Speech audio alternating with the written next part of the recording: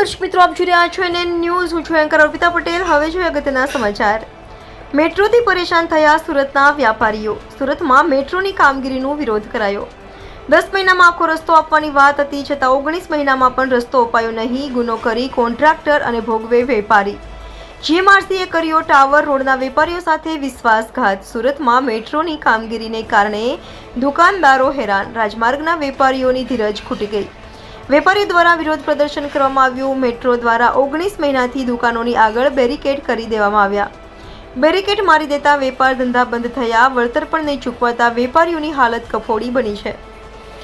NN news Surat. દર્શક મિત્રો, NN ન્યૂઝને લાઇક, શેર, સબસ્ક્રાઇબ કરો, બેલ આઇકન પ્રેસ કરો, જેથી આપને નોટિફિકેશન્સ મળતી રહે.